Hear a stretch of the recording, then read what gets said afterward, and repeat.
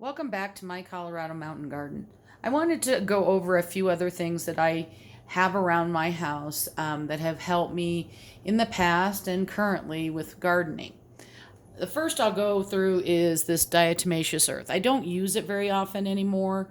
It's mostly if have ants and stuff like that. You do want to wear a mask. It is very finely, it's like a powder, and it's made out of fossilized algae. And if you get that in your lungs, that's not a good thing. We all have masks now, so we should be okay. This little bottle has this little top on it, but I also have I don't know what they call it. It's like a powder mister thing, so I can spray it up underneath the leaves if I needed to get it there. Again, I don't use it a lot anymore. For fungus gnats, you'll see these on my shelves. These are just those little yellow sticky traps. They're very inexpensive, and you can buy a whole bunch of them on Amazon. I like the 3x5. I keep them there just to keep in check with all my shelves. So if I do start getting fungus gnats, which with me sterilizing in my soil and things like that, I don't see them that often anymore. But if I do start seeing some adults getting stuck to the trap, then I know I need to take action. The other thing you can use for fungus gnats is cinnamon. Cinnamon basically is a natural fungicide, and you can put that on the top of your soil while your seedlings are growing.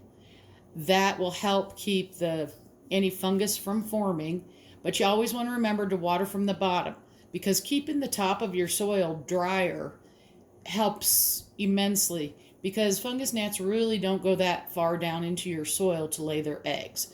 But if you start seeing them, if you got some cinnamon around, you can use that. I also use the cinnamon underneath my beehives, because sometimes I'll get those little sugar ants, those little tiny brown ones.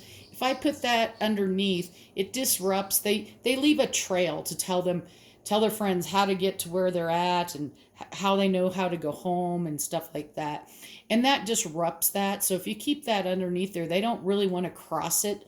It doesn't kill them. It's just a way to keep them away from where you have stuff.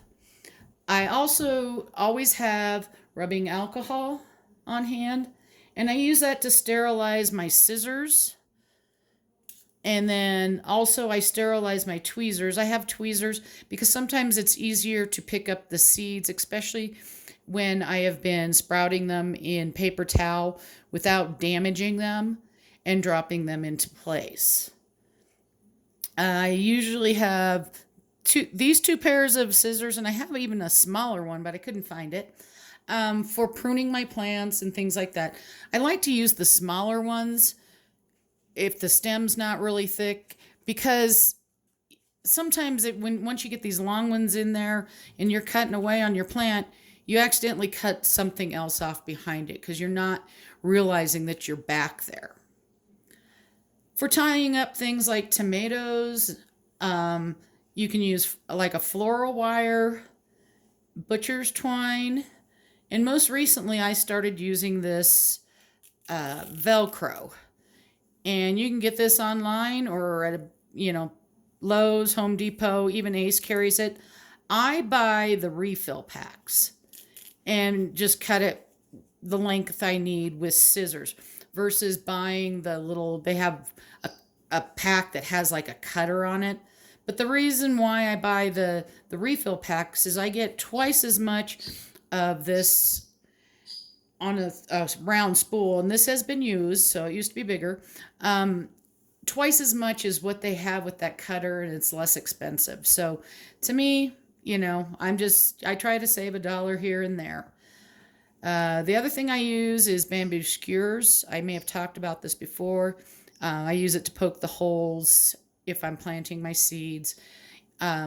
You can use a pen or a pencil or whatever, but the bamboo skewers I have around because I barbecue and stuff like that, and they work really well. I also use them if my plants are getting a little bit leggy or start tipping one way or the other, especially while they're in my red solo cups, because I can push this down to the height of the red solo cup, which is about 4 inches, and I can tie that plant up until I'm ready to up pot it into a 1-gallon pot. I hope this helps. Give me a like, subscribe to my channel, and happy gardening.